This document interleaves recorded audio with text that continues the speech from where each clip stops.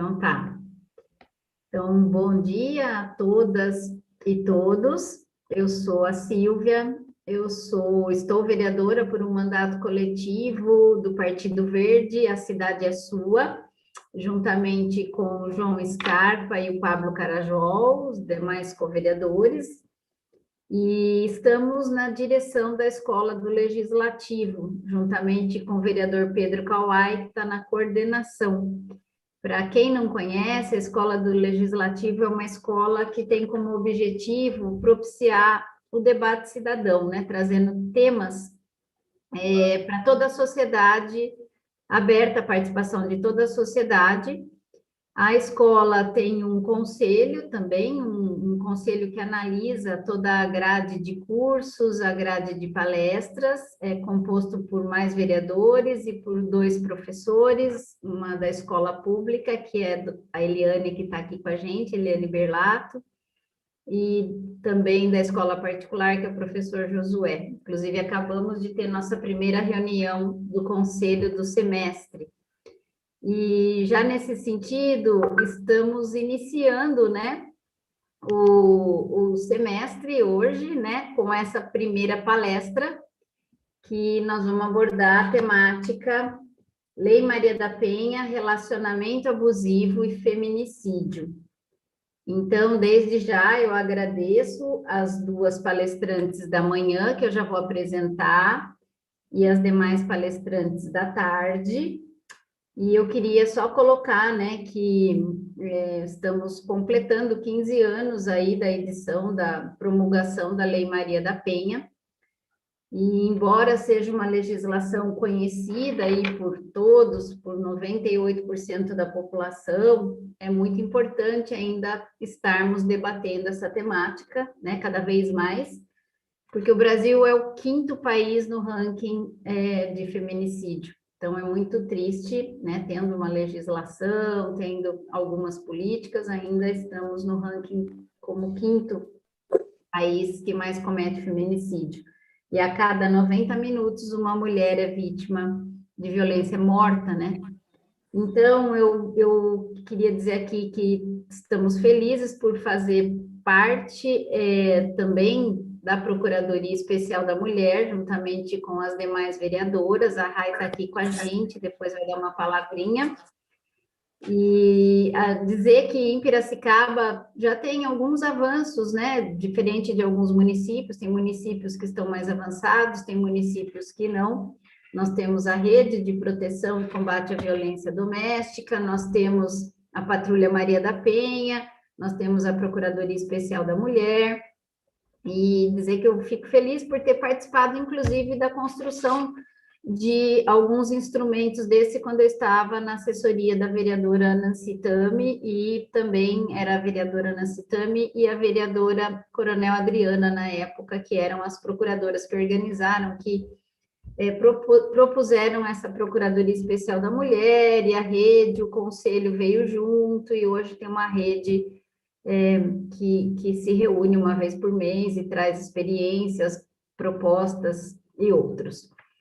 Mas desde já, então, eu agradeço a Thalita e a Adelaide, vou apresentá-las e depois eu passo um pouquinho para a Rai, falar um pouquinho sobre o tema. Eu vi que você está aí, Rai, obrigada, legal.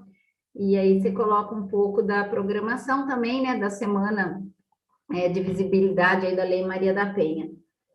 A Thalita Galucci Sotero é formada em Comunicação Social pela Pontifícia Universidade Católica de Campinas, graduanda em História pela Universidade Federal do Rio de Janeiro e voluntária no coletivo Mulheres pela Justiça, ONG que acolhe, atende e encaminha juridicamente e psicologicamente mulheres em situação de violência. E a Thalita é nossa assessora do mandato coletivo. Adelaide Abergaria, advogada criminalista com formação na Universidade de São Francisco, mestre em Direito Penal pela Universidade Paulista, professora de prática jurídica penal na Escola Superior de Administração, Marketing e Comunicação, membro do Conselho Municipal de Campinas, diretora jurídica do Sindicato dos Professores de Campinas e Região, voluntária no coletivo Mulheres pela Justiça também, ONG que acolhe, atende, encaminha juridicamente, psicologicamente mulheres em situação de violência. Então, gente, muito obrigada, ótima palestra a todas e todos.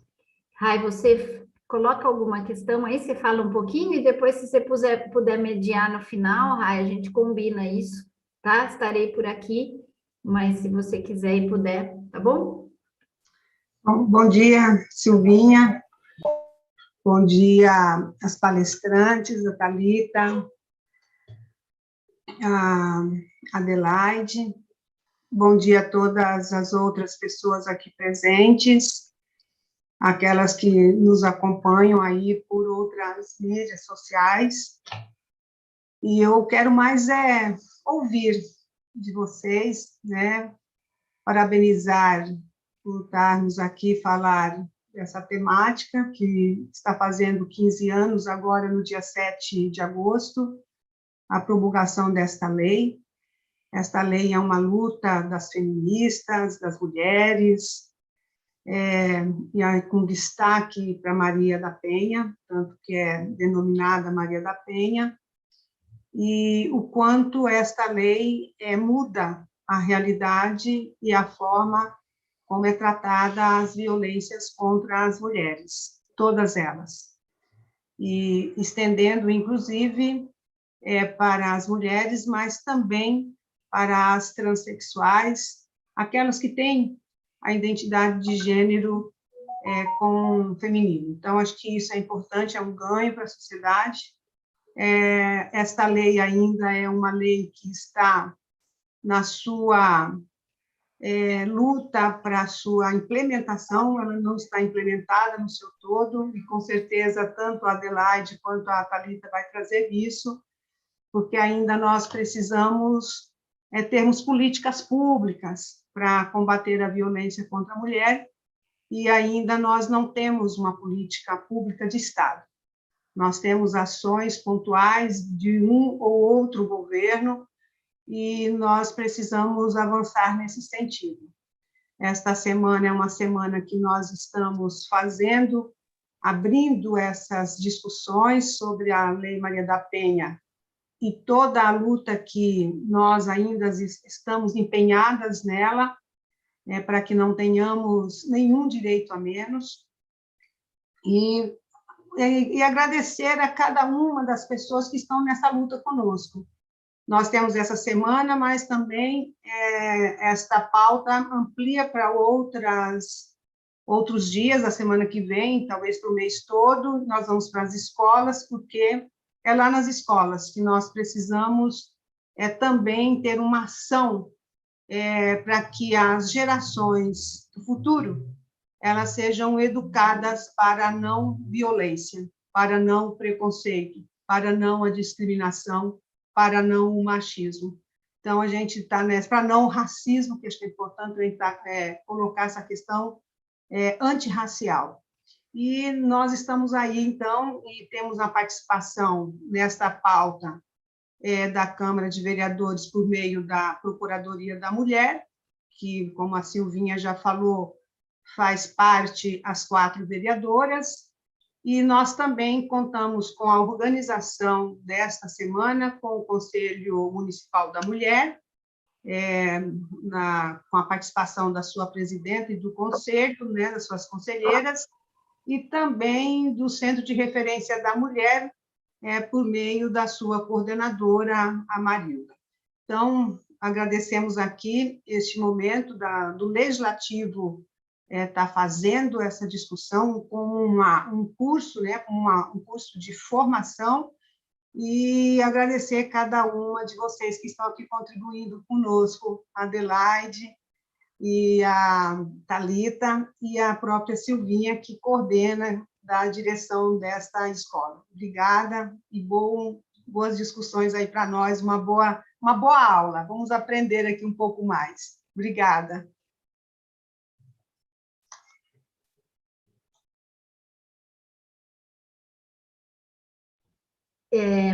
Acho que já passo, então, para as meninas, né, Érica? Quem começa? A Thalita? Thalita. Thalita? Então tá, Thalita. Bom, gente, bom dia a todas e todos. Primeiramente, quero agradecer a oportunidade de poder trazer esse assunto na Escola do Legislativo, né?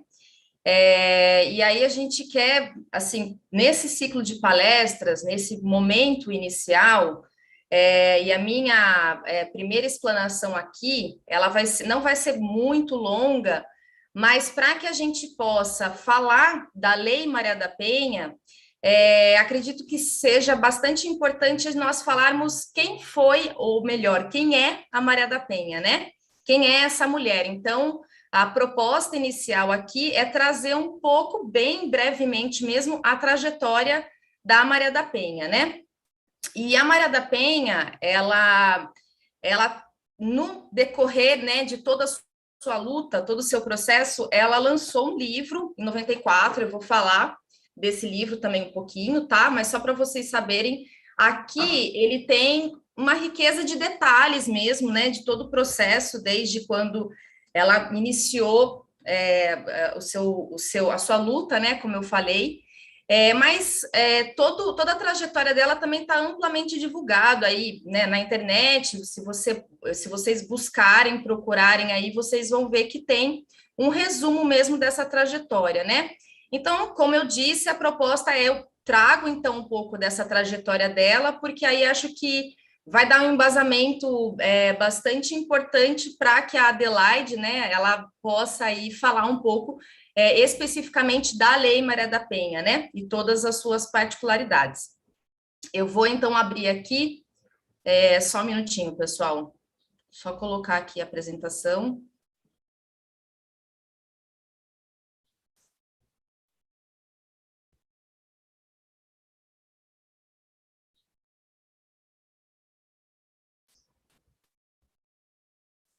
Todos estão vendo aí, pessoal, a apresentação? Perfeitamente, Thalita. Só isso, agora sim. Tá. Bom, a Maria da Penha Maia Fernandes, né, é essa mulher que deu o nome à Lei 11.340 de 2006, né, e aí essa frase, né, que fala da lei, né, que combate, previne e pune os crimes de violência doméstica no Brasil. E no meu entendimento, claro, com guardadas todas as devidas proporções, é uma lei que modifica realmente o judiciário brasileiro no que se refere às questões realmente de combate à violência contra a mulher, né? Bom, a Maria da Penha, ela é nascida na capital do Ceará, em Fortaleza, em 45. Ela se formou em farmácia em meados da década de 60, né, pela Universidade Federal do Ceará. Ela, muito jovem, se casou, e esse marido foi um casamento rápido, ela se separou brevemente, justamente pelo fato do marido não querer que ela trabalhasse fora de casa e nem estudasse, né? Bom, aí no momento posterior, a Maria da Penha, ela vai para São Paulo fazer uma pós-graduação, né? Ela se torna biofarmacêutica, e é nesse contexto que ela conhece, então, o Marco Antônio Herédia Viveiros, que é o homem que violentou ela, né, de maneira contumaz e constantemente por muito tempo, né? Bom, esse casamento, ele foi um casamento também rápido, né? Por alguns meses que eles se relacionaram, eles se casaram. Como ela era separada, a Maria da Penha, ela não tinha uma legislação própria com relação à questão de divórcio, então ela não podia se casar novamente no Brasil, né? Então eles acabaram se casando na Bolívia, foi um pedido dele, inclusive. O Marco Antônio, ele é colombiano e ele também estudava na USP, né? Ele é da área de economia, ele foi professor de economia. E aí esse casamento, então, desse casamento tiveram aí as 3 filhas, né? A primeira filha foi ainda quando eles estavam em São Paulo. E aí, em razão, pelo fato mesmo do Marco Antônio ser imigrante e encontrar bastante dificuldade em São Paulo, ele teve muita ajuda da Maria da Penha, em todos os sentidos, né? inclusive econômico, né? Ao longo do relacionamento, ela é quem foi realmente a pessoa que sustentou realmente, né, materialmente a relação, né? E, assim, ele teve muita ajuda dela mesmo, assim, né? E em razão justamente dessas dificuldades, até que ele pudesse realmente se consolidar na profissão, porque ele vai se tornar professor depois, eles acabam se mudando para Fortaleza, até porque a Maria da Penha já estava grávida da segunda filha, e aí, estando perto da família lá em Fortaleza, eles acreditaram, então, que a situação ficaria um pouco mais confortável, né? Bom, o que aconteceu? Quando esse casamento se consolida e ela já está grávida, né? Já tem a segunda filha e depois vem a terceira filha, o comportamento do Marco Antônio, isso é tudo a partir dos relatos dela mesmo, né? Ele muda completamente, né? Ele já é professor, já trabalha, já tem a sua renda, e ele passa a ter um comportamento extremamente explosivo, né? E nesse livro, inclusive, ela relata que o processo de violência não é apenas com ela, é com as filhas também, né? Então, a maneira como ele tratava, a maneira como ele criava essas meninas era com bastante rigidez. Então, ela relata que, por exemplo, as crianças não podiam brincar, a casa tinha que estar extremamente em ordem, organizada, nada podia estar fora do lugar. As meninas, elas sempre, segundo a Maria da Penha, elas sempre ficavam muito temerosas na presença do pai. Ele viajava muito, até porque ele trabalhava numa outra cidade, né? E sempre o retorno dele para casa era um momento de bastante tensão, né? E isso também moldou muito a forma como a Maria da Penha foi tentando lidar com essa situação, né?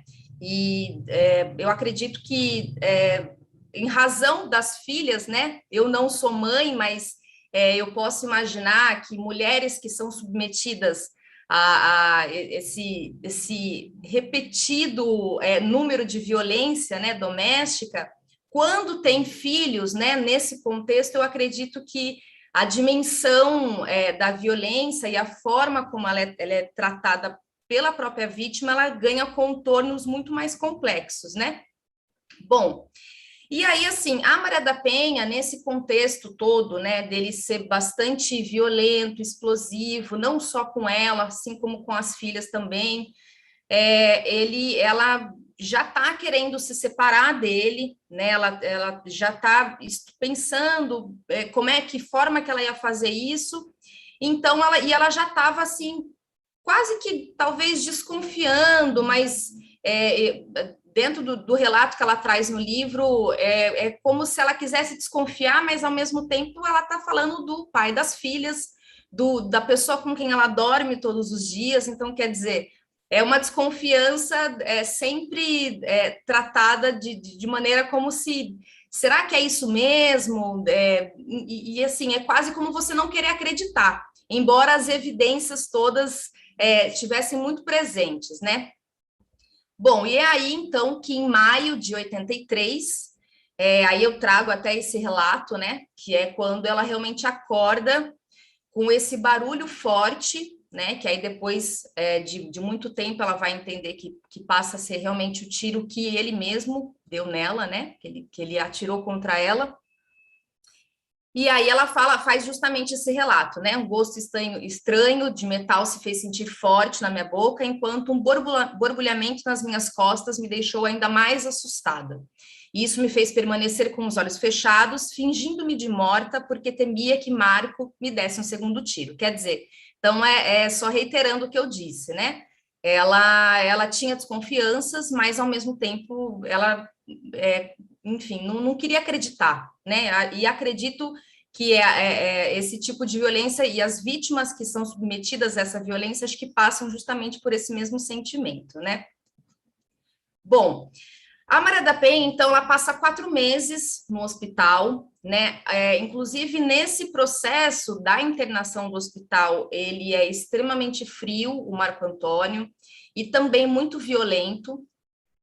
São muitos os momentos em que ela, na cama do hospital, por exemplo, ele discute com ela, briga com ela, dá chutes na cama.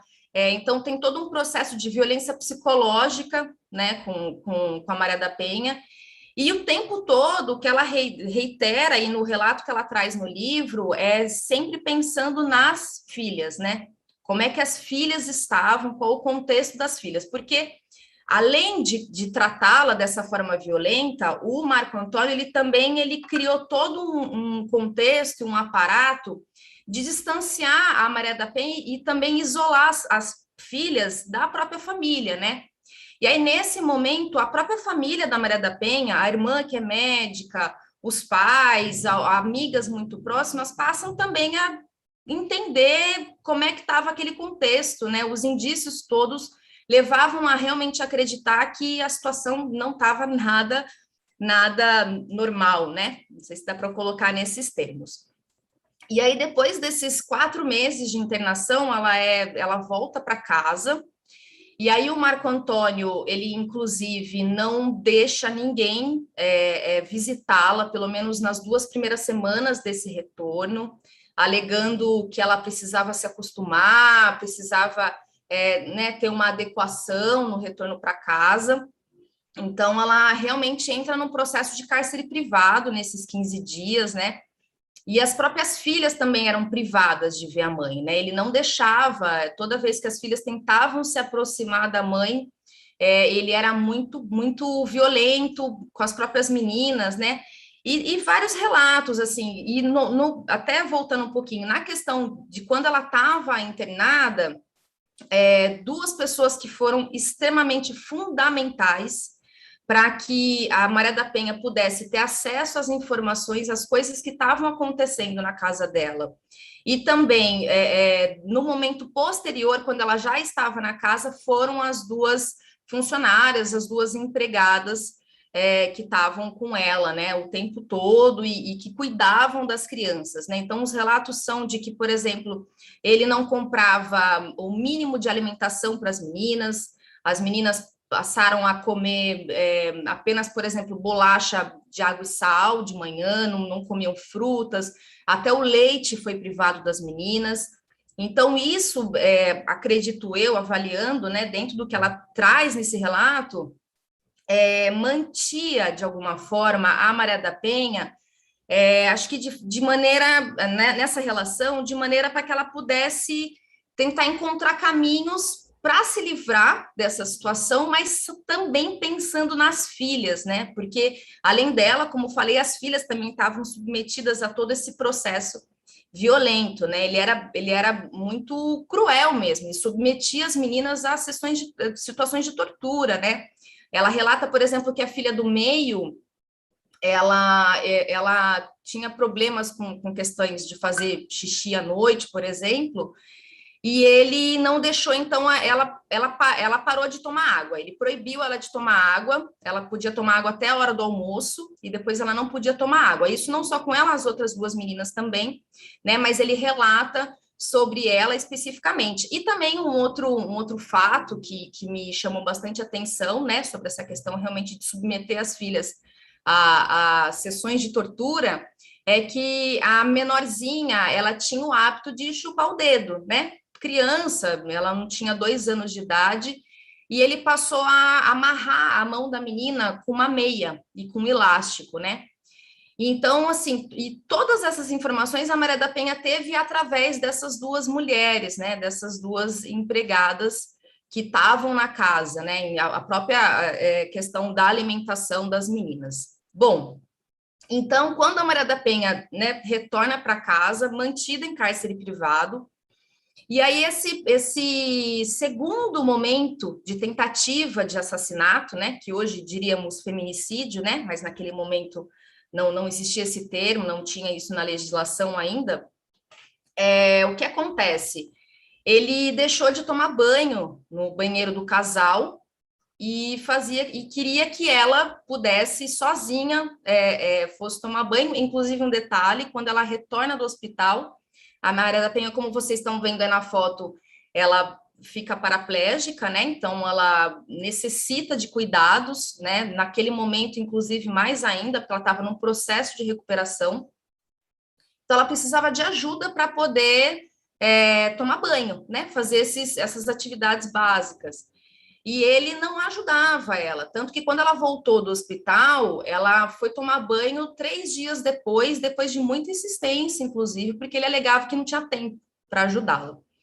E aí, essa questão da tentativa de eletrocutar é porque ele queria que ela fosse tomar banho no banheiro do casal, e aí, quando ela foi tomar banho, ela tomou um choque, né, bem forte na hora de ligar a torneira, e aí que ela entendeu, aí foi no entendimento da própria Maria da Penha que foi realmente uma segunda tentativa de assassiná-la, né? Bom, até esse passo que a Maria da Penha decide sair de casa e depois leva o caso para a justiça, e eu acho que isso é muito importante poder colocar aqui. A Maria da Penha, ela teve apoio irrestrito da família, que aí nesse momento já tinha total conhecimento de toda a situação, né? Até porque o Marco Antônio, ele dava todos os indícios de frieza, de violência, tentava isolar, né? A irmã e a mãe, principalmente, tentavam visitá-la, tentavam ter acesso a ela e as próprias, né? A neta, né? As próprias filhas da Maria da Penha, e ele realmente mantinha ali uma situação de isolamento mesmo, né? E aí, então, quando ela consegue sair de casa, é numa ocasião em que ele vai fazer uma viagem a trabalho, né? Ele vai passar uns dias fora, e aí ela vai, então, faz as malas, se organiza com as meninas e vai embora para a casa dos pais, né? E aí decide, então, levar o caso para a justiça, né? Fazer a denúncia em si.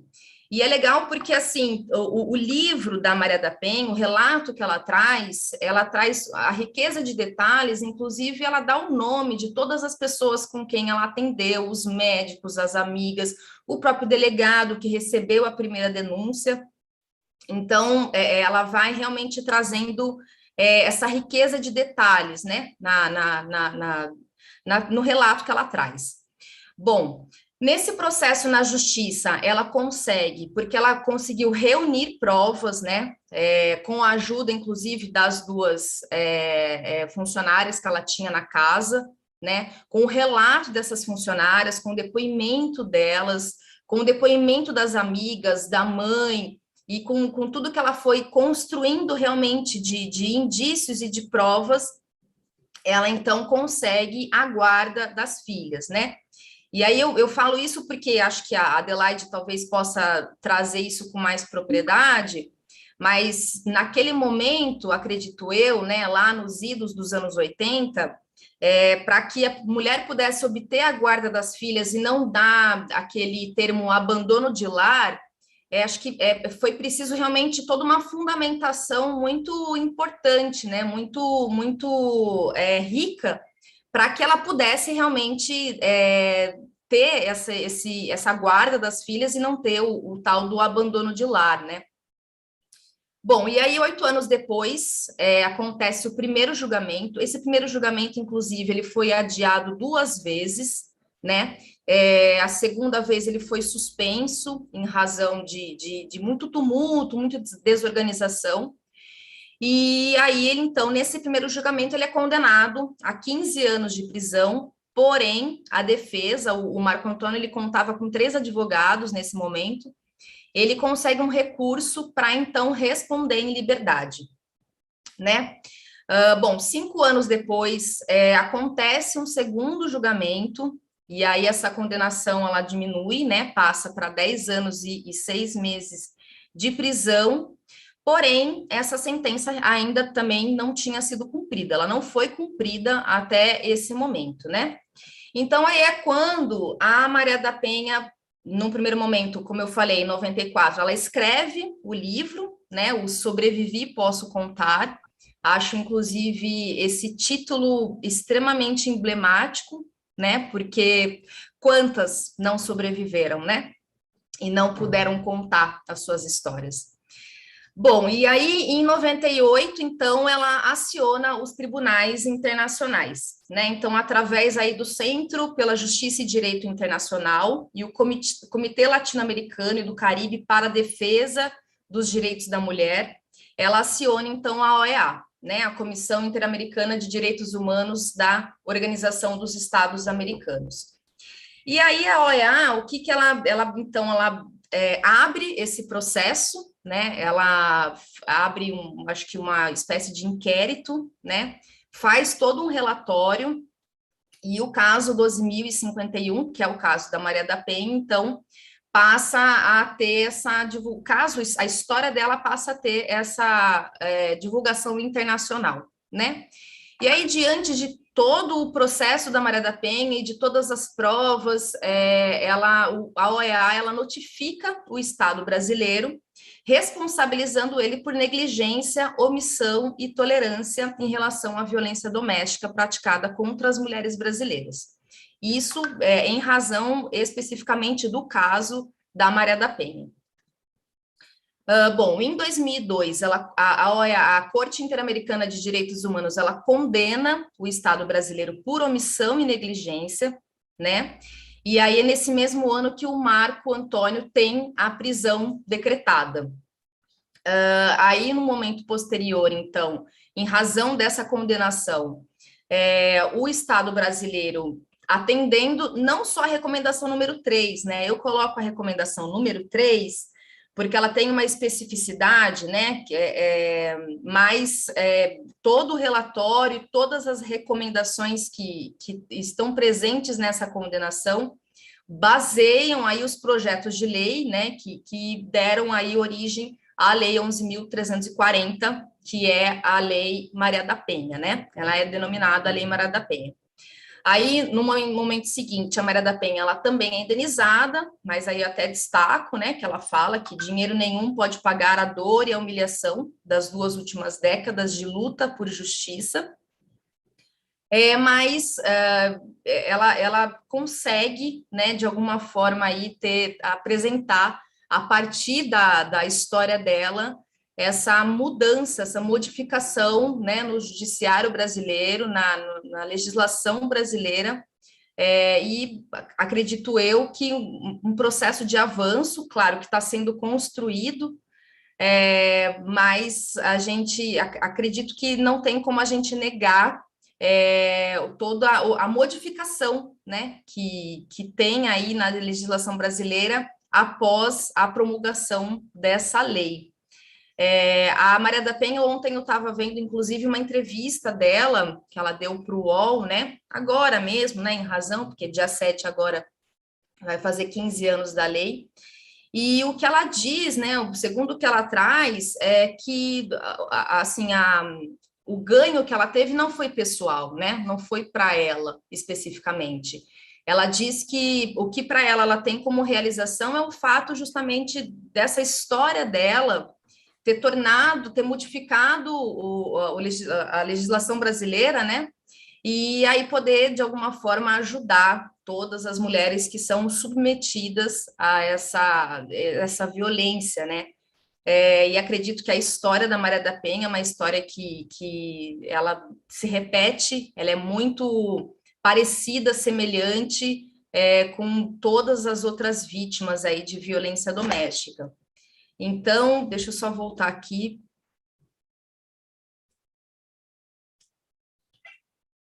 Todo mundo está me vendo?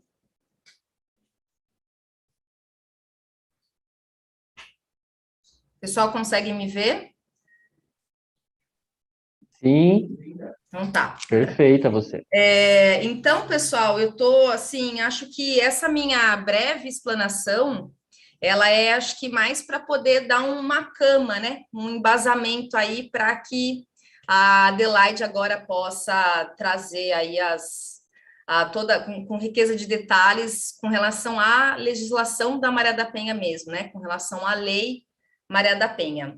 Então, é isso. Obrigada, pessoal. Valeu. Acho que a Adelaide, não sei se ela está por aí, ela pode já começar. Tá ótimo. Bom dia a todas e a todos que nos ouvem. Eu gostaria de, inicialmente, agradecer o convite que foi feito pela Escola do Legislativo de Piracicaba. Eu sou Adelaide Albergaria, já fui apresentada, e eu gostaria de agradecer e parabenizar pela iniciativa excelente, às vésperas do aniversário da Lei Maria da Penha, de nós estarmos aqui discutindo os avanços legislativos, mas principalmente fazendo uma reflexão sobre os aspectos sociais que ensejaram o surgimento da lei propriamente dita. Então, eu gostaria de agradecer na pessoa da Thalita, parabenizá-la pela apresentação brilhante do ponto de vista histórico do surgimento da lei, e começar a minha fala com uma reflexão. Campinas amanheceu essa semana, ontem especialmente, muito triste. Mais um feminicídio, o 5º na cidade, foi noticiado. Provavelmente vocês devem ter tido notícia. Uma mulher foi morta aqui em Campinas, estando sob a égide de uma medida protetiva. Então, o agente causador invadiu o condomínio em que ela vivia de forma audaciosa, e mesmo ela, estando sob a proteção de uma medida protetiva, ela foi morta. Então, eu gostaria de começar fazendo uma reflexão sobre o que é uma lei efetiva que protege a todas nós, mulheres. Uma lei que protege a mulher contra a violência cometida contra todas nós num ambiente histórico de violência. Então, vamos lá. É inegável o avanço da Lei Maria da Penha, é inegável que nós temos muito que comemorar, inclusive em relação às recentes alterações feitas na lei.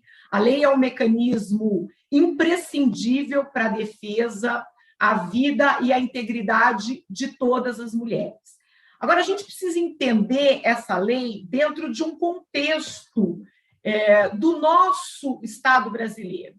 Então, como a Thalita muito bem colocou, nós só tivemos em 2006 essa lei porque a OEA se manifestou no sentido de trazer à luz a discussão sobre a omissão do Estado brasileiro em termos de políticas públicas e políticas legislativas que efetivamente protegesse a vida e a integridade física das mulheres. Então, eu peço para vocês só um pouquinho de paciência para eu fazer um histórico do que é a Lei Maria da Penha e do que é o direito penal brasileiro para nós, mulheres. A Lei Maria da Penha é uma lei de caráter especial que veio dentro do corpo de leis que regulam as ações ilícitas cometidas na nossa sociedade. Então, o direito penal é um ramo do direito público que visa, ao combinar, ao criar as figuras ilícitas, fazer com que elas não sejam praticadas. De que forma? À medida em que penas são combinadas a essas ações consideradas ilícitas. Pois bem, nós não podemos esquecer que o direito penal brasileiro ele surgiu lá atrás, quando o Brasil foi descoberto em 1500, quando os portugueses vieram para o Brasil. E qual é a influência desse marco histórico no que nós temos hoje em termos de legislação? Pois bem, o Brasil foi colonizado em 1500, marco histórico. Quando os portugueses para cá vieram, eles trouxeram as ordenações do reino, que era a legislação portuguesa, e que passou a tutelar a vida de todas as pessoas aqui no território brasileiro. Nós só tivemos uma lei, um código penal, após a colonização, em 1830, que foi o Código Criminal do Império. Notem que nós vivíamos ainda num regime imperial. Então, 1830 para 1500, quando o Brasil foi colonizado, só 330 anos depois é que nós tivemos um Código Penal, chamado Código Penal do Império. Esse Código Penal, aqui é importantíssimo nós destacarmos, como primeira legislação, ainda que imperial, mas que passou a vigorar no Brasil, uma legislação feita por homens portugueses que representavam uma sociedade extremamente conservadora, patriarcal, dominadora, que tinha as mulheres como propriedade. Pois bem, em termos de legislação brasileira mesmo, nossa, genuinamente brasileira, nós só tivemos 60 anos depois, o Código Penal da República, em 1890. 1890, também uma legislação com forte influência patriarcal, conservadora, moralista, em função dos nossos colonizadores.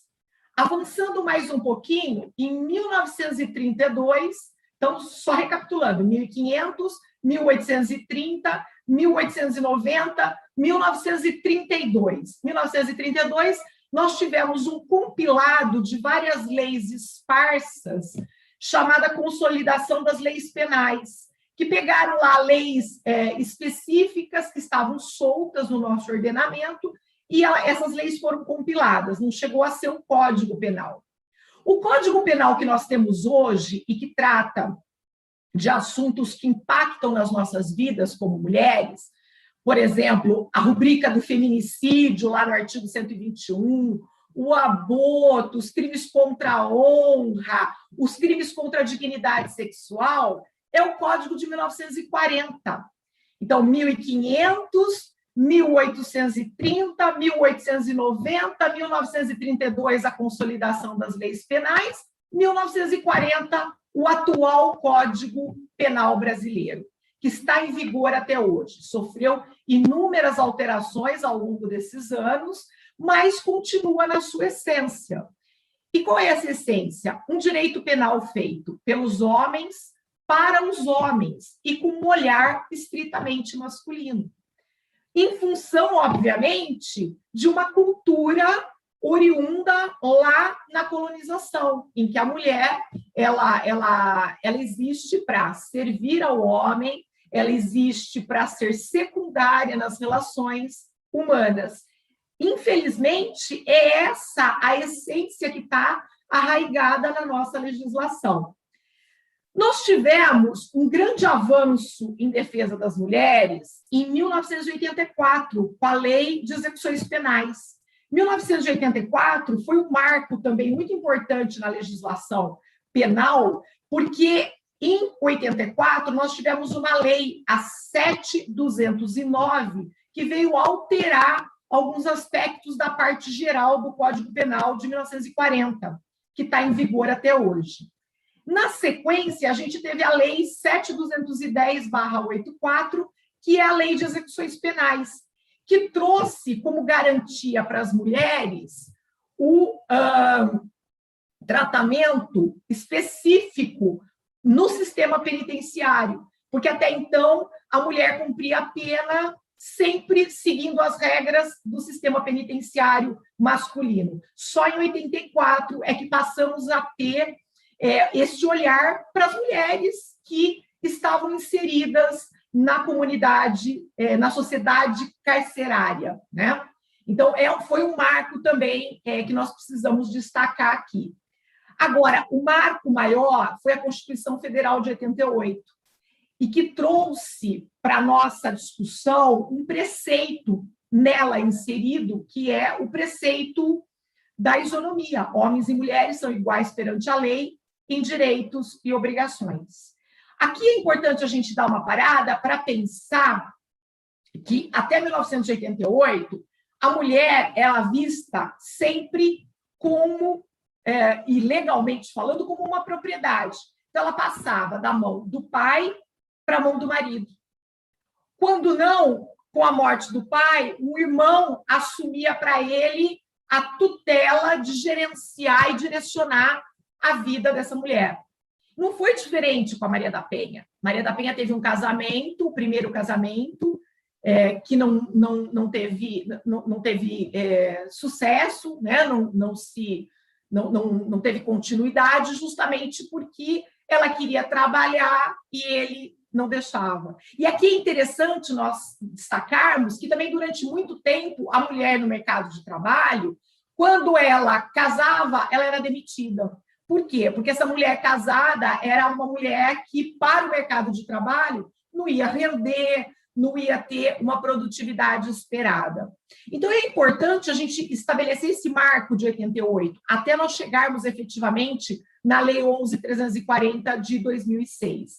Então, nós tínhamos uma sociedade patriarcal que, com o advento da Constituição Federal de 88, trouxe à luz a discussão sobre o princípio da igualdade, o princípio da isonomia entre homens e mulheres.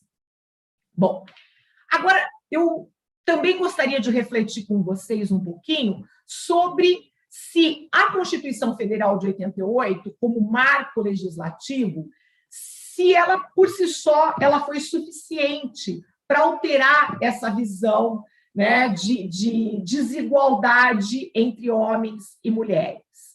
E aí eu faço aqui uma reflexão com vocês, no sentido de que, como já dizia o filósofo, quanto mais leis tem uma sociedade, menos evoluída ela é. E o que eu quero dizer com isso? O que eu quero dizer é que nós temos hoje, por exemplo, no âmbito do direito penal, o Estatuto do Idoso, o Estatuto da Criança e do Adolescente, a Lei de Crimes Ambientais, a Lei de Racismo, a Lei Maria da Penha. E será que essas leis elas conseguiram fazer com que diminuísse a violência, os atos nocivos, os atos ilícitos praticados contra esses bens jurídicos tutelados?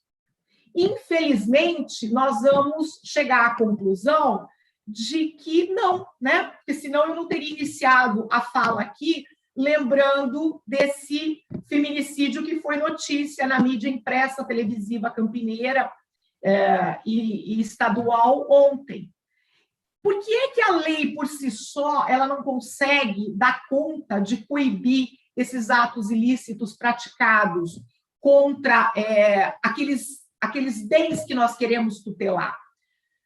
Porque a grande questão de violência, em especial de violência contra as mulheres, é a questão cultural, é a questão social. Tem um canal da TV paga que reprisa novelas da década de 70, da década de 80. Um dia de madrugada, eu estava com o controle remoto, zapeando, e eu peguei uma novela que ficou muito famosa na teledramaturgia brasileira, que é Pai Herói. Nessa novela, tem uma cena que o marido tira a cinta, bate na mulher, num desentendimento, e aí, num trocar de cenas, eles voltam à sala de jantar como se nada tivesse acontecido, aos beijos e abraços. Então, nas décadas de 70, 80, era essa a lógica que vigorava. O homem podia bater na mulher todas as vezes que ele fosse contrariado, todas as vezes que os interesses dele, como chefe da casa, como chefe da família, não fossem contemplados. Essa novela, ela retrata bem um momento, né, que deu origem, alguns anos depois, à série protagonizada pela Regina Duarte, que foi Malu Mulher, em que se discute justamente o papel da mulher na sociedade. Mas essa cena da novela me chocou bastante, porque a forma como a dramaturgia brasileira tratou essa questão, na época, foi absolutamente normal. Então, eles discutiram, ela, na cena da novela, teria desobedecido o marido, ele tira a cinta e dá uma surra nela.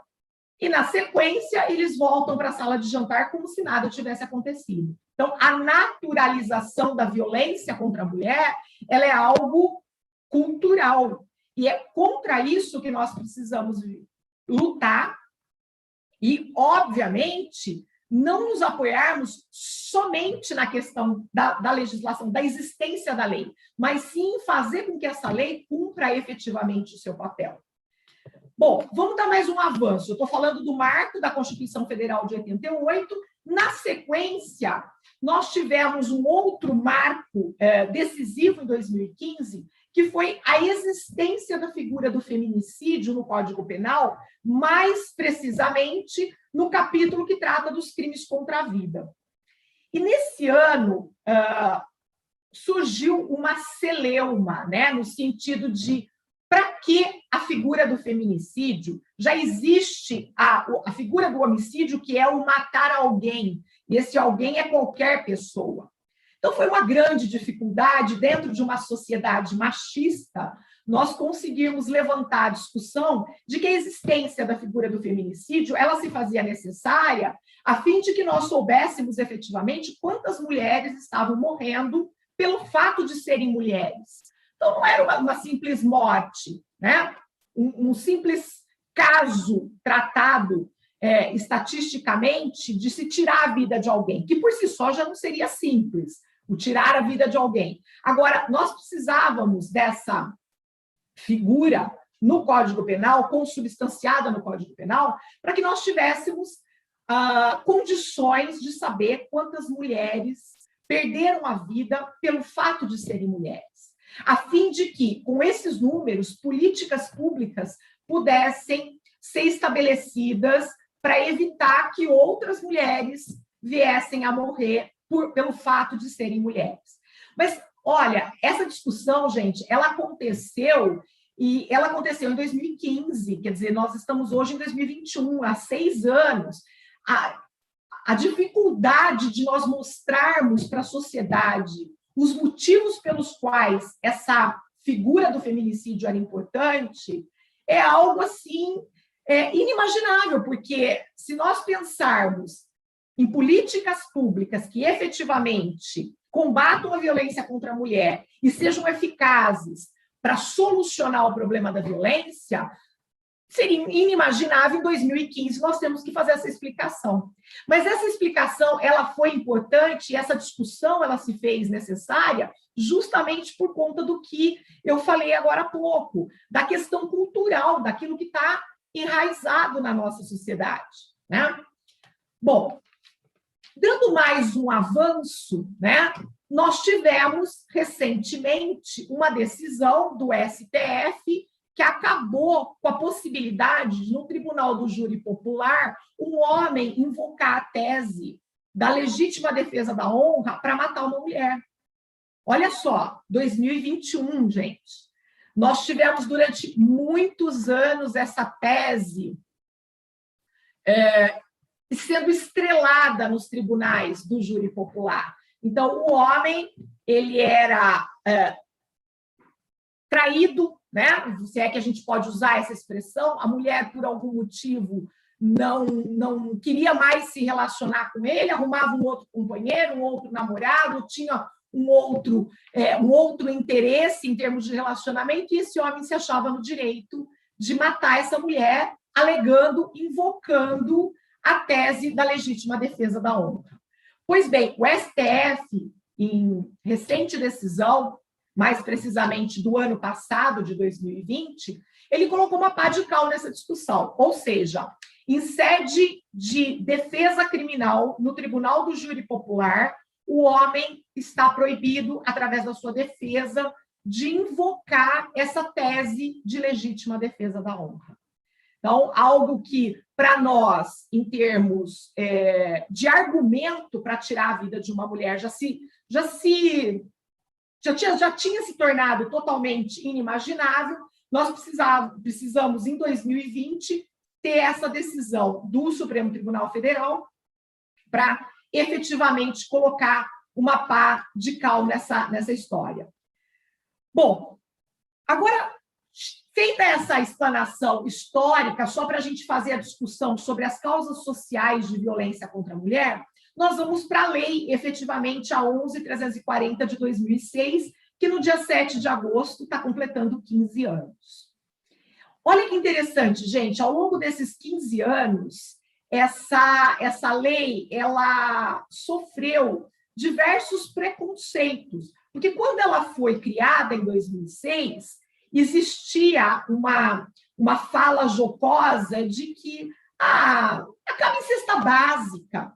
Então, o homem pode bater na mulher, ele faz um estoque de cestas básicas e depois, lá na audiência de transação, ele transaciona e paga uma cesta básica.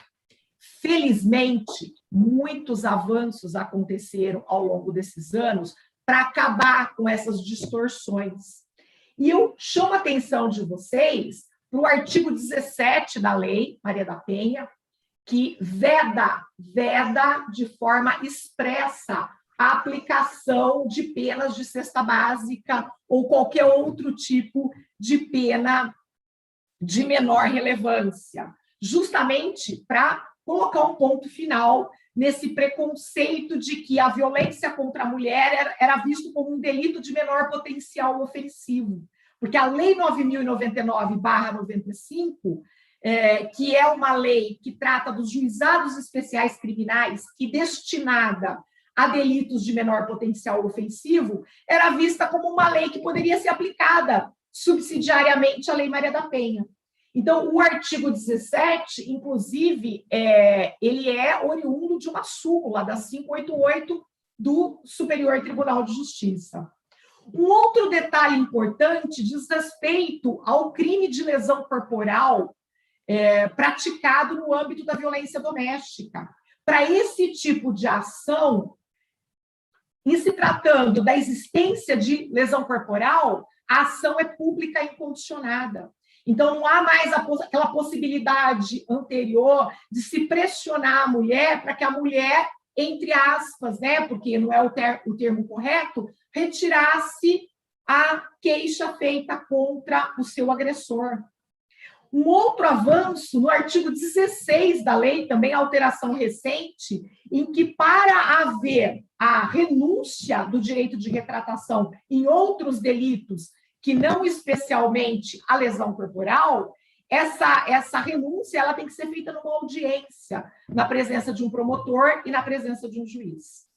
Tudo isso, gente, para quê? Para dificultar aquele tipo de violência maior que a mulher sofria depois de já ter sido agredida, no sentido de evitar o processo criminal contra o seu agressor.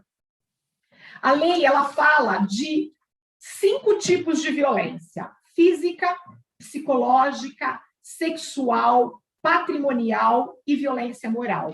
E aqui eu faço uma reflexão, um apelo para que todas nós paremos um pouco para pensar, porque até a mudança desses artigos que eu acabei de citar aqui, a mulher sofria ainda uma sexta violência, que era a violência no sentido de se sentir coagida a dar continuidade ao processo criminal contra o seu agressor.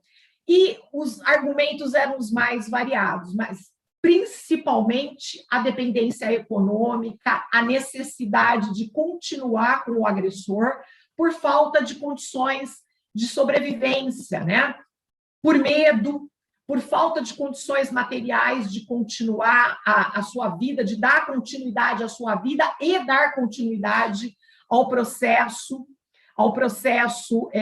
criminal contra o seu agressor. E agora, às vésperas de nós comemorarmos os 15 anos da Lei Maria da Penha, foi publicada, no dia 28 de julho de 2021, uma lei, a 14.188, que alterou a pena para lesão corporal praticada contra a mulher em razão do sexo feminino. Então, essa lei alterou o Código Penal, lá no artigo 129, aplicando uma pena de reclusão para esse agente. Então, rapidamente, para que vocês possam entender, no direito penal a gente tem pena de reclusão e pena de detenção. A de detenção, ela não permite, a não ser em casos excepcionais, mas como regra, ela não permite regime fechado. Regime fechado significa uma pena efetivamente de privação de liberdade. Com esta lei, né, com a lei que veio alterar o Código Penal, a 14.188, o delito de lesão corporal praticado contra a mulher em razão da condição feminina passa a contemplar uma pena que vai de 1 a 4 anos de reclusão. Então, agora, nós temos efetivamente a possibilidade de aplicar uma pena em que o agente seja obrigado a iniciar no regime fechado, a iniciar o cumprimento dela no regime fechado. Foi um avanço porque, com esse agravamento, tanto da quantidade, do quantitativo de pena, quanto da qualidade de pena, nós passamos a ter um rigor maior naqueles delitos cometidos contra a mulher. E na mesma lei, nós tivemos a criação do artigo 147b, que é o crime de violência psicológica contra a mulher. Então, agora, a prática de violência psicológica contra a mulher passou a ser um tipo penal, um crime, previsto no Código Penal brasileiro, no Código de 1940, né? E o 147b, ele passa a vigorar com a seguinte redação: causar dano emocional à mulher que a prejudique e perturbe seu pleno desenvolvimento ou que vise a degradar ou controlar suas ações, comportamentos, crenças e decisões mediante ameaça, constrangimento, humilhação, manipulação, isolamento, chantagem, ridicularização, limitação do direito de ir e vir ou qualquer outro meio que cause prejuízo à saúde psicológica e à autodeterminação. Também é penado com pena de reclusão, gente, de 6 a 2 anos, mais a aplicação de multa. Então, da Lei Maria da Penha, nós podemos concluir que da sua criação, do seu advento em 2006, que já foi um avanço imensurável em termos de garantias para as mulheres, até hoje nós tivemos efetivamente avanços legislativos significativos e que conferiram a ela uma lei especial a cada modificação, a cada alteração, um caráter de rigorismo penal maior. Bom, então, 2006, lembrando que na fala da Thalita ficou muito bem colocado, ela só foi criada porque o Estado brasileiro levou um puxão de orelha, né, no sentido de efetivamente termos legislações para coibir violência contra a mulher, até a lei que eu acabei de falar para vocês, acabei de ler os 2 artigos importantes, que é a 14.188. Então, em 15 anos, nós tivemos esses avanços consideráveis. A meu ver, o maior deles foi justamente afastar a incidência da Lei 9.099 para os casos de violência contra a mulher, porque era o que ridicularizava a lei no sentido de conferir-lhe efetivamente um efeito prático, um efeito real para coibir violência contra a mulher, mas principalmente agora a criação do tipo penal de violência psicológica contra a mulher. Mas eu tenho uma angústia muito grande e é uma angústia que eu quero dividir com vocês. Será que todo esse movimento, será que tudo que nós conseguimos até agora, será que a luta da Maria da Penha, no sentido de fazer com que nós tivéssemos uma lei para tutelar esse tipo de ato ilícito, está sendo suficiente? O que está acontecendo em termos de prática de violência contra as mulheres no seio da sociedade em que nós vivemos? A violência diminuiu? Eu acho que nós podemos pensar que com os mecanismos de coerção, com o advento das delegacias de defesa da mulher, com a luta que nós travamos para que essas delegacias permanecessem o maior tempo possível abertas, com a criação do tipo penal do feminicídio, com a conferência de maior rigor para algumas condutas na nossa legislação, é inegável que ganhos aconteceram. Mas por que nós estamos aqui discutindo violência contra a mulher? Por que nós estamos aqui na Escola do Legislativo de Piracicaba falando dos 15 anos da Lei Maria da Penha? Porque nós temos um único objetivo: fazer com que a violência contra a mulher diminua ou acabe, né? Nós temos um sonho de viver numa sociedade igualitária, plural, fraterna, em que a mulher possa exercer todos os atos da sua vida civil, social, psicológica, emocional, de forma livre. E aí, essa questão de termos as leis, por si só, elas não são suficientes. Infelizmente, ações como essa, em que nós passamos aqui uma manhã discutindo como é que o assunto virou lei, por que virou lei, para que virou lei, são muito mais eficazes. A partir do momento em que nós começarmos a discutir causas de violência, por que a mulher é menosprezada, por que ela é desrespeitada, por que ela é agredida, talvez a gente consiga fazer com que a violência cesse, ou pelo menos diminua. Se nós ficarmos amparados exclusivamente nos aspectos legais, eu acho que as nossas possibilidades de resultados positivos, elas diminuem, né? O caso que eu comentei com vocês e que ontem me deixou assim bastante reflexiva o dia todo. Eu estava separando aqui itens para nós conversarmos no nosso encontro de hoje, e eu comecei a ler um pouco sobre o histórico desse feminicídio que aconteceu aqui em Campinas. Esse homem que matou essa mulher, na frente, inclusive, de uma criança de 3 anos, que invadiu o condomínio que ela morava, que desrespeitou uma medida protetiva, que foi ousado, ele já tinha uma medida protetiva contra ele em função da agressão de uma ex-namorada. Muita coisa, né? Ou seja, ele já era reincidente. Então, o que está faltando nesse caso em especial, quando essa moça que foi morta pediu a medida protetiva? Talvez um olhar do Poder Judiciário no sentido de enxergar a necessidade desse sujeito responder ao processo preso. Como medida excepcional, o Código de Processo Penal tem a figura da prisão preventiva, que ela é decretada em 4 situações: para garantia da ordem pública, para garantia da ordem econômica, para conveniência da instrução criminal e para assegurar a aplicação futura da lei penal. É uma medida de caráter excepcional, mas muito provavelmente, se tivesse sido aplicada a ele, porque já tinha histórico, hoje ele estaria preso e ela estaria viva. Ela estaria viva.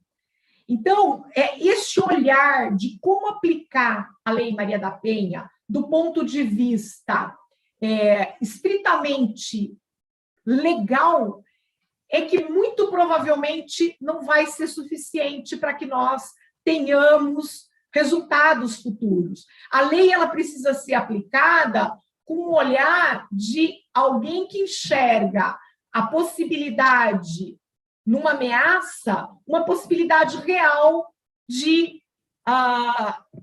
se ceifar a vida de alguém futuramente. Então, não minimizar uma denúncia de violência doméstica seria o primeiro passo. E, nesse particular, ontem eu fiquei bastante reflexiva. Como advogada criminalista, eu vejo a medida preventiva com bastante cautela, a prisão preventiva com bastante cautela. Mas, nesse caso em especial, talvez tivesse sido necessário. E se a prisão tivesse sido decretada, como eu disse, provavelmente ele estaria preso e ela estaria viva, podendo aqui contar para a gente um pouco da sua história. Assim como a Maria da Penha, né, que entabulou aí uma luta e que foi muito importante para que todas nós hoje pudéssemos estar aqui discutindo essa lei que tem por objetivo tutelar e proteger a vida de todas nós. Eu acho que é isso, eu fico aberta a perguntas, estou aqui à disposição de todas. Muito obrigada, Adelaide, muito obrigada, Thalita. Nós temos aqui, foram feitas alguns comentários, tanto no Zoom quanto no YouTube, durante as falas, tá? Mas nós temos uma pergunta da Kel, que parabeniza as duas e pergunta: poderiam estar vindo no condomínio também? Eu entendi que ela está convidando vocês para uma palestra lá no condomínio, tá? Tanto a Adelaide quanto a Thalita, Seria uma honra.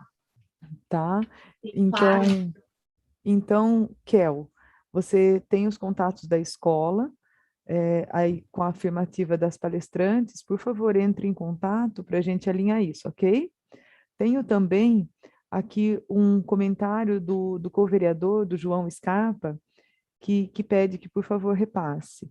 Não tenho necessariamente uma pergunta, mas gostaria de replicar aqui um comentário feito no Facebook da Câmara durante a sessão plenária de ontem, enquanto a vereadora, que está aqui presente conosco, obrigada pela presença, a vereadora Ana Pavão, sobre a Lei Maria da Penha. As perguntas foram: será que nessas ideias sobre as pautas da Lei Maria da Penha possui algum trecho que inclui maior punição para as denúncias falsas? Ou para punir aquelas chantagistas? Ou para reparar os danos causados a pessoas que foram vítimas desse tipo de denúncias falsas? Esse assunto precisa ser tratado mais a sério. Ok? Você quer que eu comente? Posso Por comentar favor, já? fique à vontade. Infelizmente, esse tipo de comentário é comentário fruto de uma sociedade machista, de uma sociedade patriarcal. É óbvio que casos excepcionais de denúncias levianas acontecem, mas no universo de desrespeito, de agressão à vida, à saúde e à integridade física das mulheres,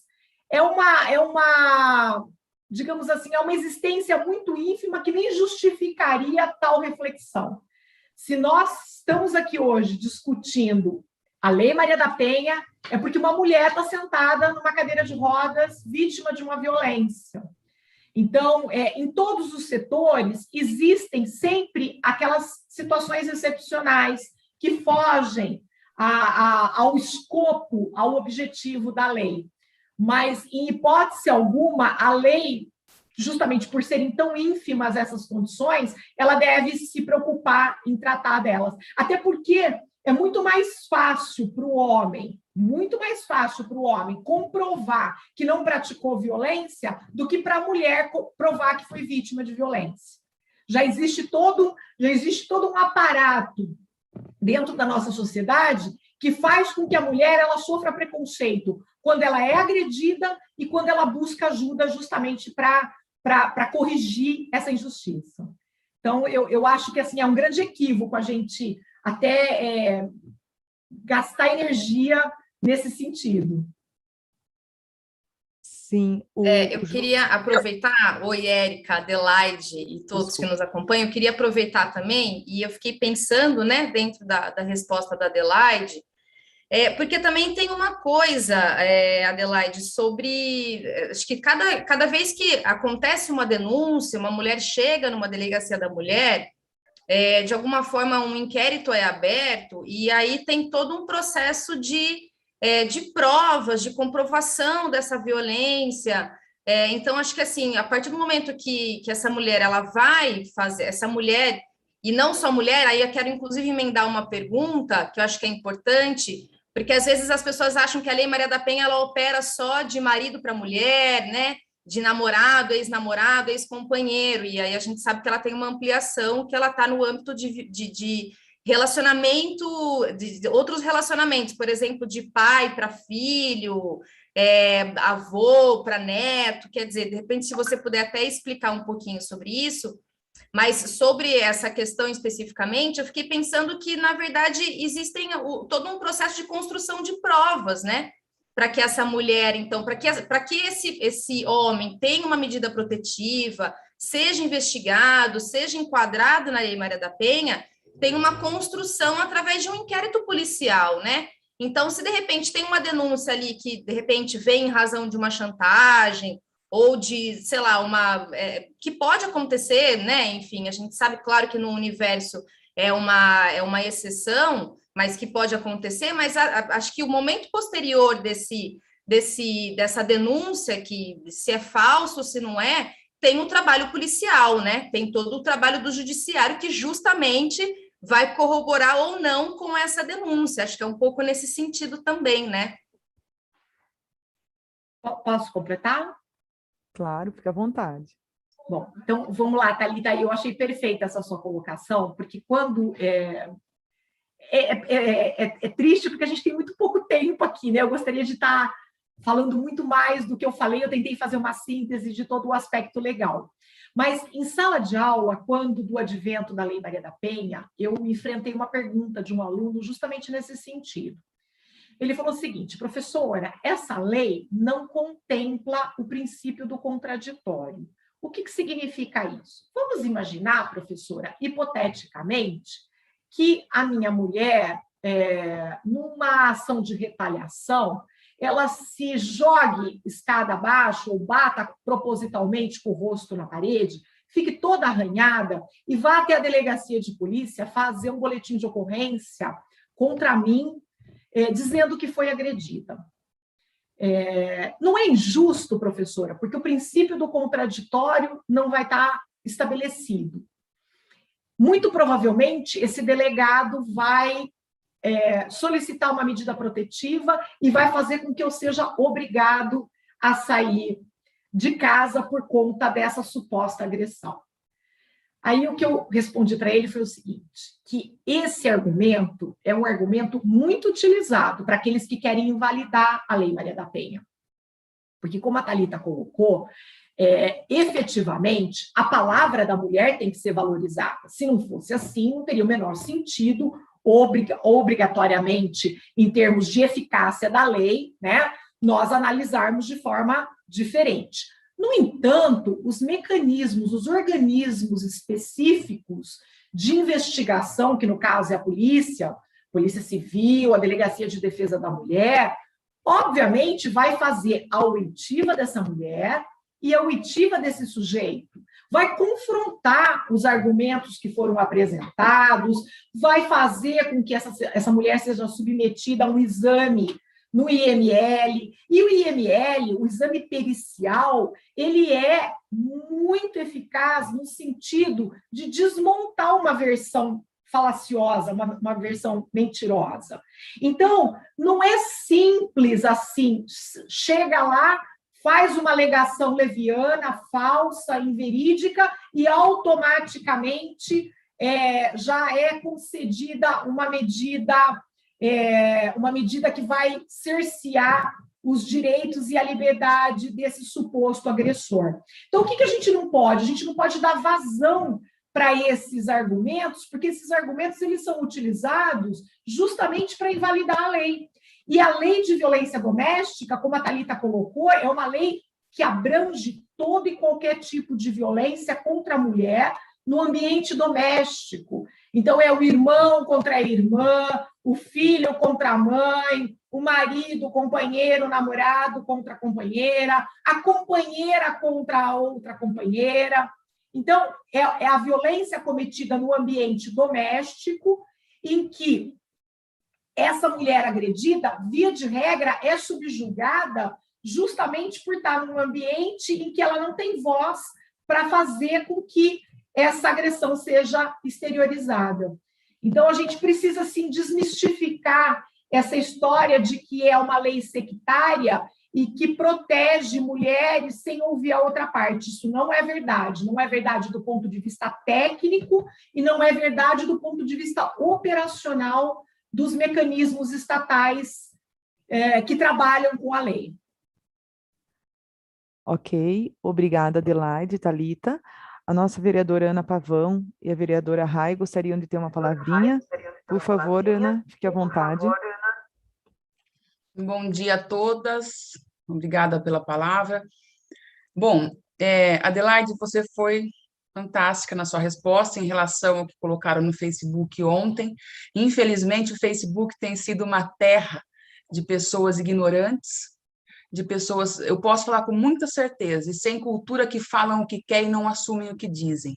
Então, nós não podemos receber as pessoas com preconceitos.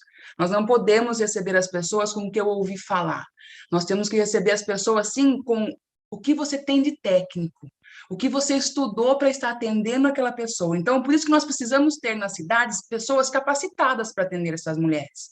Uma delegacia da mulher onde tem uma assistente social, onde tenha uma psicóloga, ela precisa passar por um processo de atendimento. Porque ao mesmo tempo que ela pode chegar e falar o que não é real, ela pode chegar e esconder muitas coisas que para a justiça pode ser importante. Então, acho que esse preconceito que esse homem falou, e poderia ter sido uma mulher, como nós já vimos também mulheres falando coisas que não cabem, a gente tem que abortar na porta do local onde vai ser feita a denúncia. Eu acho que a gente tem que atender a pessoa como um ser humano. É isso que tem que ser atendido. Se ela está mentindo, a justiça vai descobrir. A Adelaide foi muito feliz na fala dela. Assim, o Brasil está usando muito o generalismo, pondo todo mundo no mesmo saco, né? Ninguém presta, ninguém não sei o quê, o profissional daquele profissional não funciona, aquele setor não anda. Todo lugar tem gente boa. A partir do momento que a gente começa a ver o positivo da outra pessoa, aquele setor cresce. Então, eu fico até feliz de não ter visto ontem na hora da sessão, porque eu ia acabar comentando e no calor da emoção a gente acaba falando demais, né? Mas ainda bem que eu não comentei, porque tem palavras que nem merecem respostas, né, Adelaide? Obrigada, e você é fantástica, estou adorando a palestra. Viu, Ana, se vocês me permitem, só para complementar, quando eu falei, né, que a gente precisa fazer uma reflexão de que quanto mais leis tem uma sociedade, menos civilizada ela é, menos evoluída ela é, porque a ideia é que nós tivéssemos respeito aos idosos, às mulheres, às crianças, ao meio ambiente, aos negros, aos indígenas, aos quilombolas, sem a necessidade de uma lei especial tutelando o assunto. E é muito interessante porque, se nós pararmos para pensar, esse argumento daqui a pouco vai ser usado também, por exemplo, em relação ao idoso. Então, quer dizer que o idoso ele vai se utilizar de forma leviana, vulgar, e vai dizer que foi agredido justamente para invocar o Estatuto do Idoso. Uma das coisas que eu digo, que eu costumo levantar muito quando essa questão vem à tona, é que narrar uma violência, ter sido vítima de violência, é algo assim extremamente humilhante. Ninguém quer chegar numa delegacia e dizer eu apanhei de quem quer que seja. Quanto mais eu apanhei do meu marido, do meu companheiro, do meu pai, do meu irmão. Isso por si só já é uma violência. Óbvio que para tudo tem exceção, mas essa exceção não justifica o debate. Porque quando você vai bater na porta de uma delegacia de polícia, do Poder Judiciário, pedindo a tutela estatal por ter sido vítima de violência, você já está sofrendo mais uma violência que é a humilhação, a vergonha, não é? Então, realmente, Ana, é muito triste que a gente tenha aqui nessa altura do campeonato discutir esse tipo de situação.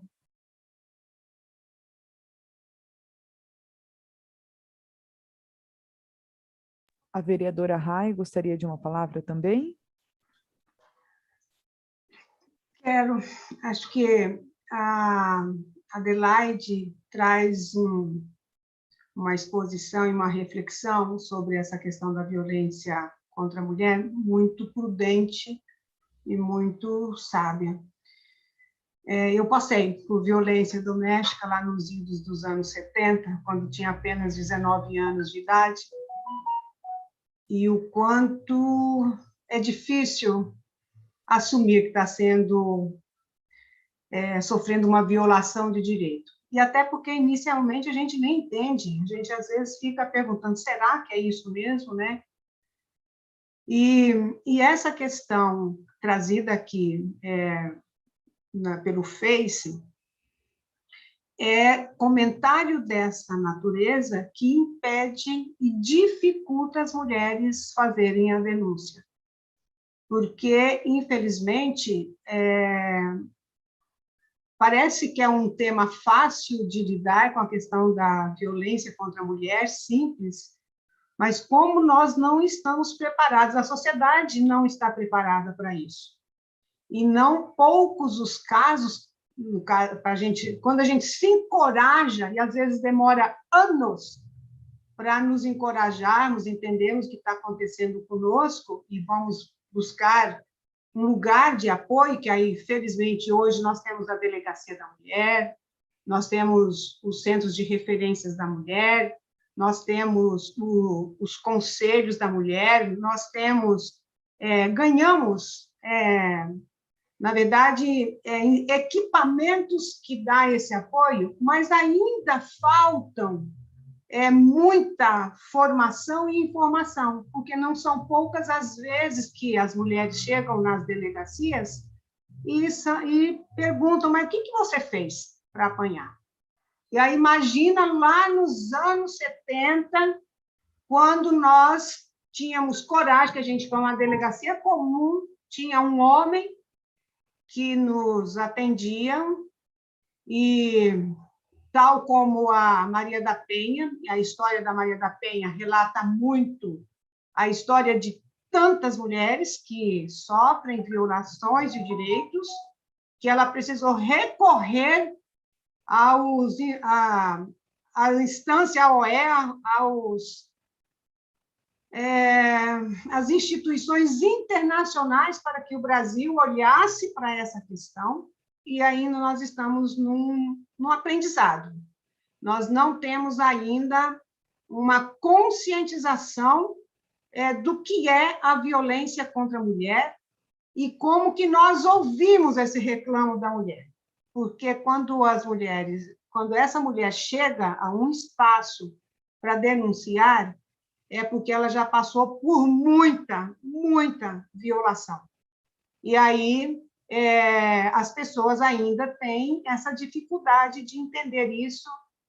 E aí, até ontem, no dia 1º de janeiro, Adelaide, quero aqui relatar, eu fui na delegacia, acho que eu tenho contado isso, mas eu acho que isso ilustra outras situações. Chegou uma mulher, no dia 1º de janeiro, eu estava na delegacia, na seccional, chegou uma mulher para fazer uma denúncia de uma violação de direito. Estava, inclusive, machucada, e a pessoa que estava ali, uma mulher negra, e aí ela perguntou, há quantos anos a senhora está sofrendo sofrimento, violência? Eu estava ali, eu falei assim, minha senhora, não é isso que você pergunta para essa senhora. Essa senhora, para chegar até aqui, ela já passou por um longo processo e ela está sofrendo mais uma violação aqui.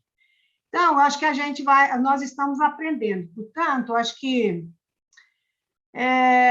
esse bate-papo, esta iniciativa da Escola Legislativa de Piracicaba e outros espaços, nós precisamos falar sobre essa questão da violência, porque a violência da mulher ainda é tida como um preconceito. E aí, esse tipo de comentário extremamente machista, eivado de preconceito, e aí, tipo assim, como se aquela mulher é capaz de simular uma violência para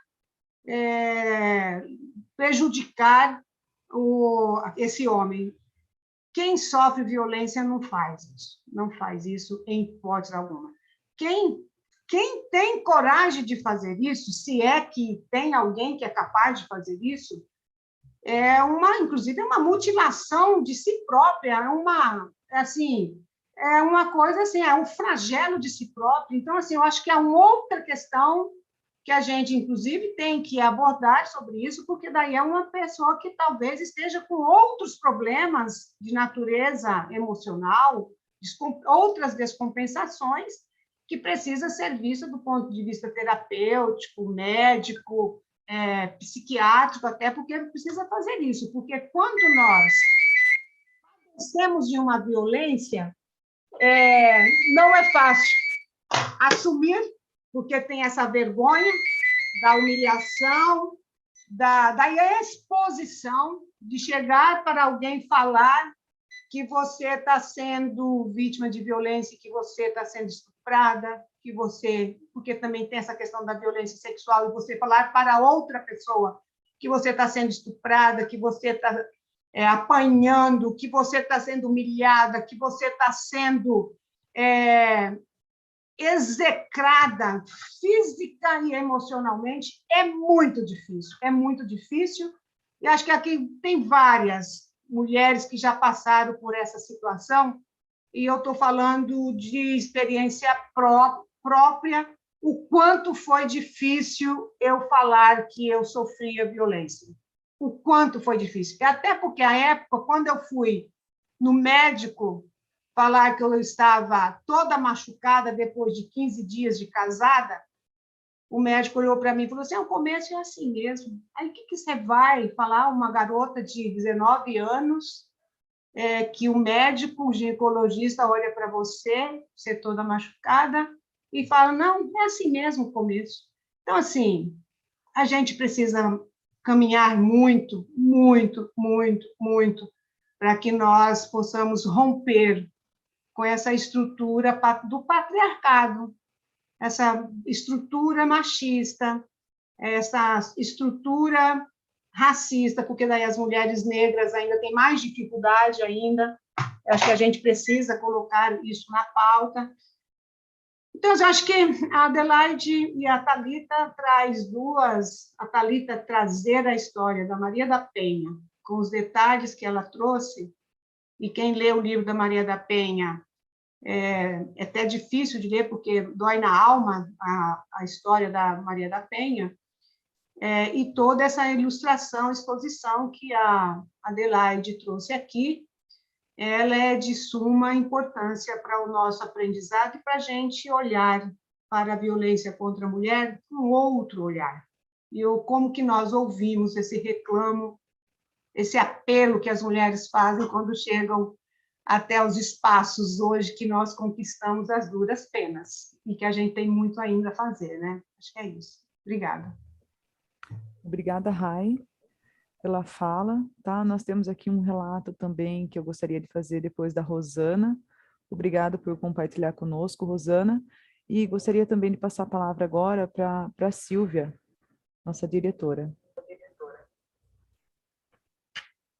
Bem rapidamente, porque também tem alguns encaminhamentos, algumas falas ainda aí, algumas questões a serem respondidas, mas só para complementar a fala da Ana, né, pegar um gancho na da Ana e na da Rai.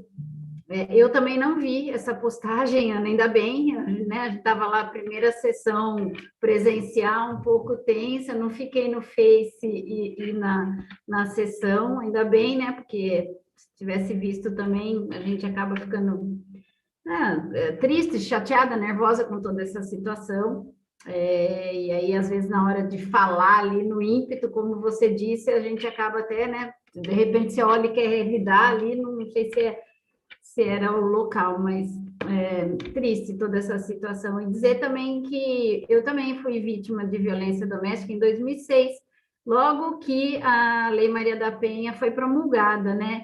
E eu fiz esse relato numa live, hoje eu falo sobre isso, mas como a Rai disse, é muito difícil.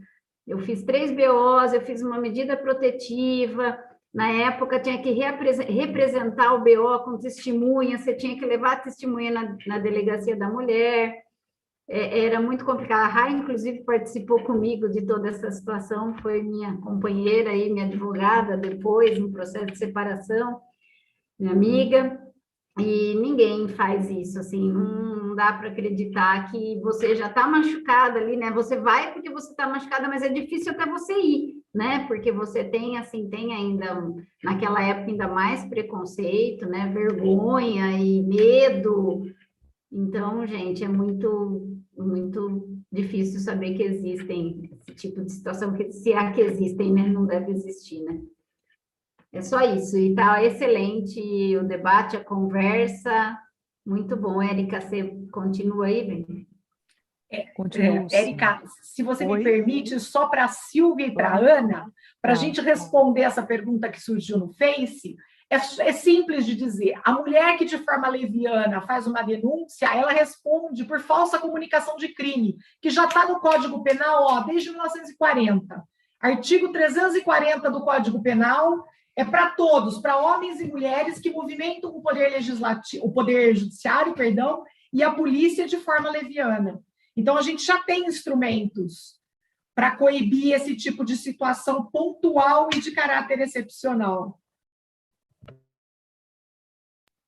Ok, obrigada. Nós temos aqui a Alice, ela pediu para ter uma fala, a nossa amiga Alice, ela é guarda civil, tá? Eu pedi para que, por favor, ela pediu a fala, eu pedi para que ela fizesse, por favor, a pergunta, mas vou compartilhar aqui com vocês. Ela falou que seria mais algumas observações mesmo sobre o tema discutido.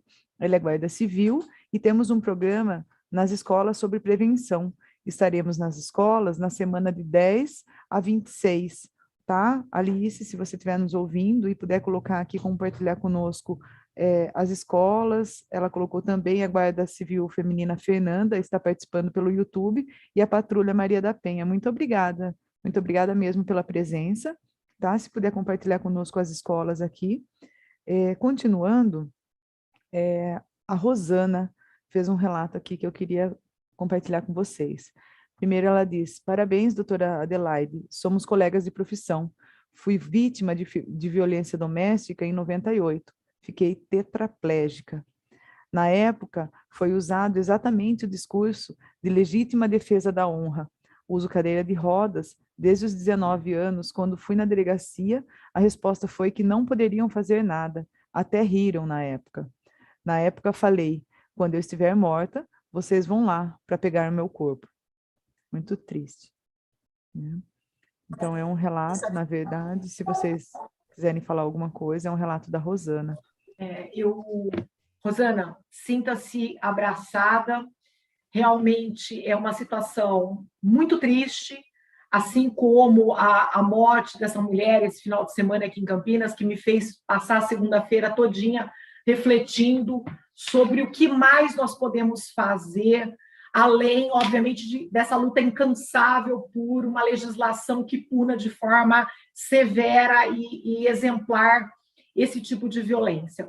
Mas ouvindo aqui as falas da Rai, da Ana, da Silvia, é muito interessante, porque a gente precisa discutir o aspecto sociológico. E é por isso que eu digo que pensar no direito penal por si só como um apanhado de normas jurídicas que tem por objetivo resolver esse problema de violência é muito pouco, né?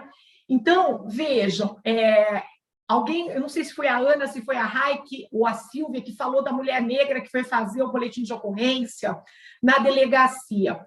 Uma das perguntas feitas nas delegacias de defesa da mulher, e eu presenciei isso 2 vezes, a mulher, ela narra a violência, ela narra um histórico antecedente de violência, e aí vem a pergunta: mas por que só agora você veio?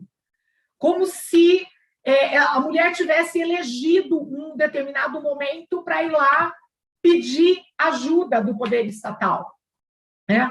E essa fala, eu acho que ela não pode ser analisada de forma isolada quando nós pegamos na dramaturgia exemplos de que a mulher ela tinha que abaixar a cabeça para o homem, e que quando o homem batia é porque essa mulher se mostrou arredia, se mostrou não submissa.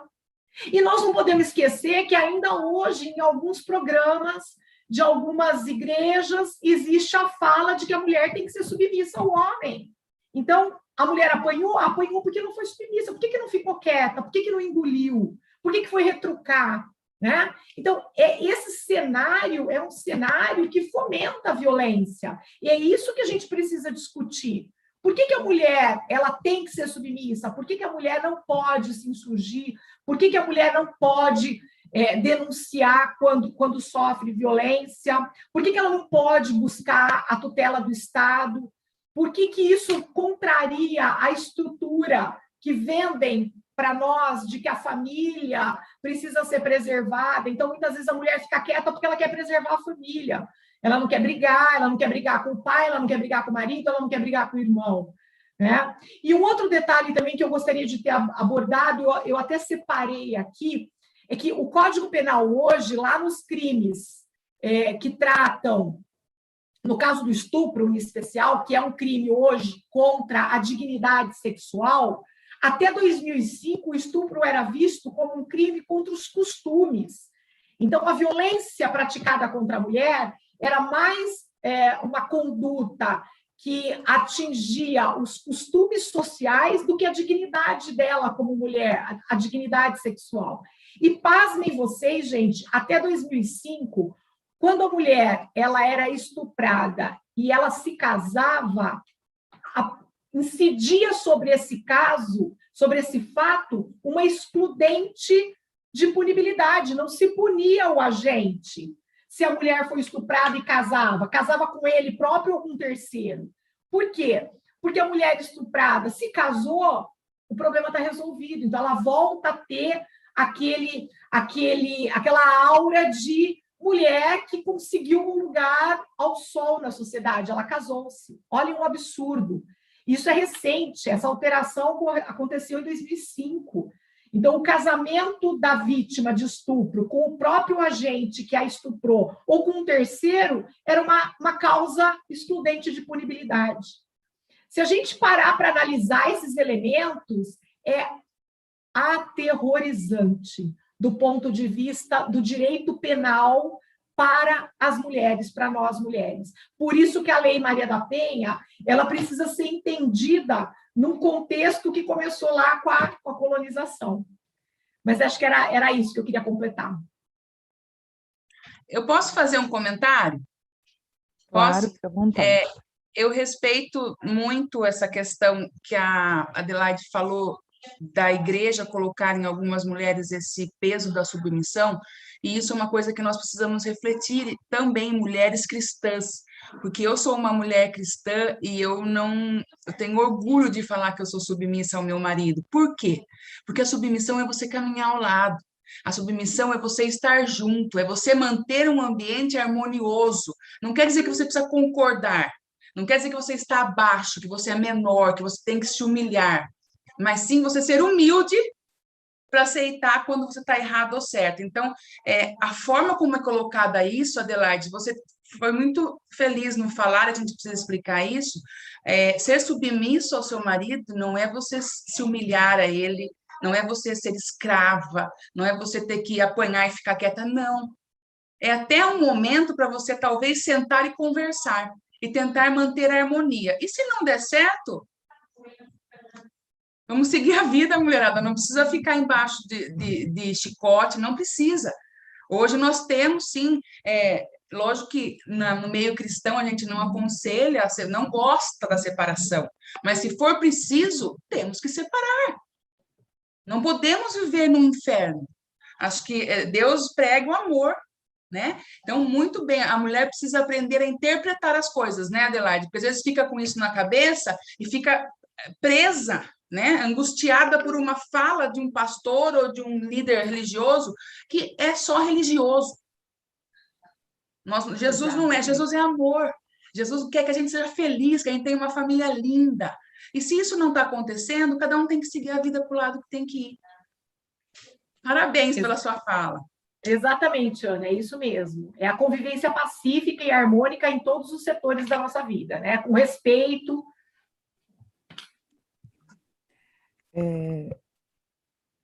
Ok? Posso prosseguir? Eu vou caminhando para o final, porque nós temos muitos comentários, inclusive eu posso encaminhar depois, Adelaide, Thalita, os comentários do nosso chat, tanto daqui quanto do YouTube, tá? À tarde, lembrando que à tarde, a partir das 14 horas, nós teremos um outro encontro, tá? Os temas agora serão relacionamentos abusivos, avanços na legislação e feminicídio. Nós teremos a Silvia Pellegrino e a Thaís Cremasco conosco a partir das 14 horas, então convido todos que estão nos ouvindo, tá? Nós contamos, posso caminhar para o final, Silvia? Só sinaliza para mim? A Silvia está ouvindo? Sim. Bom, só falar dos horário, formulários. falta 10 minutos, né, gente? Veja Sim, aí, Érica. Tá, eu vou, só os lembretes, tá? Já passo a palavra novamente. Eu queria dizer que durante a palestra de hoje, nós contamos com 78 pessoas nos acompanhando simultaneamente, tá? Gostaria também de lembrar os participantes referente ao preenchimento do formulário que está aqui nos chats, tanto do Zoom quanto do YouTube, e os participantes que preencherem receberão o certificado e os materiais disponibilizados pelas palestrantes. O link está aqui. E no mais é isso, eu gostaria de agradecer a parceria da Thalita. Obrigada, Thalita, pela bondade de trazer a proposta, tá? Obrigada, Adelaide, obrigada às vereadoras presentes. Gostaria também de agradecer a presença da nossa conselheira, Eliane Berlato, que está aqui conosco ainda. Obrigada, nós sabemos que ela tem os compromissos, mas fez questão de estar conosco, tá? E Silvia, por favor, fique à vontade agora, tá? Até à tarde. Acho que só agradecer, né, as duas palestrantes, a todos e todas que participaram conosco no YouTube e aqui no Zoom, né, no chat, enriquecendo essa manhã aí, né, para falar de um assunto tão importante que já foi tão falado da importância mesmo de estar discutindo esses assuntos. Agradecer aqui as vereadoras, né, a Ana e a Rai por estar aqui com a gente na Escola do Legislativo, a escola sempre visando essa participação democrática, essa participação cidadã. Agradecer também a Eliane, nós estivemos juntas cedinho, 8 horas da manhã, no conselho da escola, e ela está aqui com a gente até agora, muito bacana. Tenho certeza que à tarde também vai ser uma roda de conversa muito interessante, muito proveitosa. E lembrar que na quinta-feira também nós temos outra atividade aqui na Escola do Legislativo referente à Lei Maria da Penha também, que é a Marilda do CRAM, junto com a equipe do CRAM, que vem falar também. Então, acho que é isso. Obrigada a todas e todos que estão aqui. Até mais. Obrigada, Érica, viu, pela organização toda aí, pessoal da escola. Muito obrigada.